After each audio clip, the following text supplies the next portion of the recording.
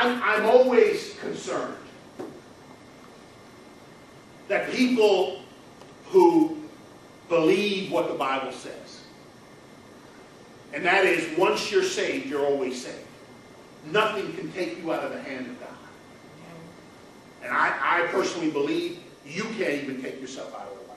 Oh, what happens to free will? Don't we have our own choice? What if we decide to leave? I believe that God takes his other hand and puts it right on. You're not going to jump out of his hand. Once you are adopted, once you're grafted into the vine, once you're part of God's family, you can't lose that. Unfortunately, what's it take to be part of the family of God? You've got to have a relationship with Jesus Christ. It's got to be real. It can't just be an altar-changing experience. You have got to bear fruit. You've got to know his voice. You've got to understand that it requires a relationship. People are going to stand at the throne room of God and say, well, I was a member of First Baptist Winter Springs. Doesn't that give me access? And if you didn't have a relationship with God, they're going to say, wait a second, but I remember every single Sunday I used to greet people at the door. And I'm not offending anybody who greets, please. Oh, I used to stand by the door. I used to do so much. There's so much I used to do. I used to sing in the choir. I used to collect the offering. Hey, I was even voted a deacon.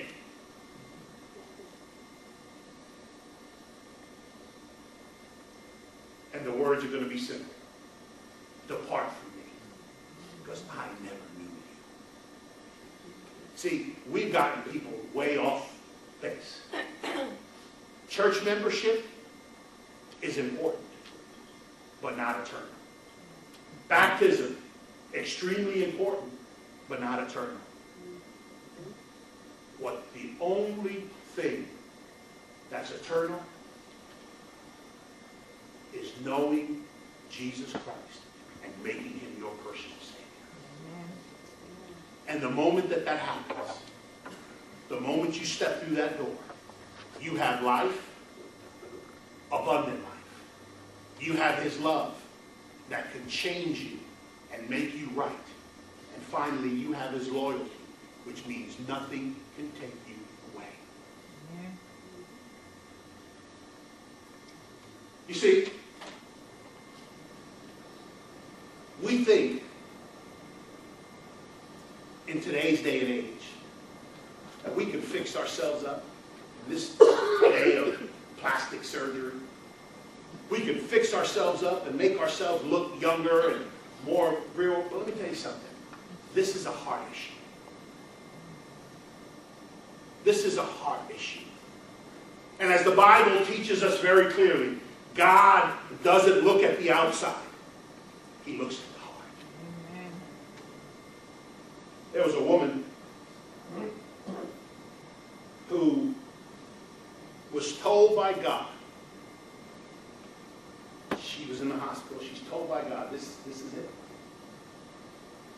She pleads with God, God, please, whatever you do, please, I've got so much I still need to do. Please, can you give me another chance? Is there any way that I could stay a little bit longer? And God says, okay. So she's in the hospital. She decides to get some work done since she's there. And she gets a tummy tuck and a facelift and does her eyes and does all this work. And she's looking so much different now. She's finally released from the hospital. And she walks out the main door, crosses the ambulance bay, and an ambulance runs her over. She gets to the pearly gates and says, God, wait a second. I thought you told me I was going to have another chance. And the angel says, we didn't recognize you. We just didn't recognize you. Let me tell you something. There are some of us who could use a coat of paint. I'm not trying to tell you. I'm the first one on the line. We could use a coat of paint. But this is not an external issue. You see, Jesus was telling us about those that deal with external issues. Those that deal with issues that are fake. As there were nobody more religious looking, more outwardly holy than these Pharisees and these Sadducees and these religious leaders. Boy, they wore clothing that you would think, boy, look at this person. This person's really religious.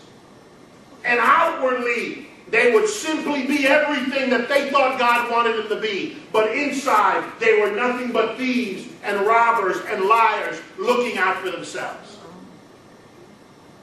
Let me tell you something. What we have to offer, His name is Jesus. And if you give your life to Jesus, and you enter through door number 1, what He promises is a life full of abundance, a life full of love, a life of loyalty where He will never turn His back on you. Ladies and gentlemen, that's the door that I want to go through. Jesus says in the beginning of this chapter, it's that door that you can come in and out of in the sense of gives you access, and there is a pasture. Why? Why is this door so important? Because Jesus not only was our shepherd, but He was our lamb. He gave His life for you. He gave it all for you. What will you do for Him? What door will you go through? What door will you choose? I'm here to tell you that the door that I want to go through will always where Jesus is on the other side saying,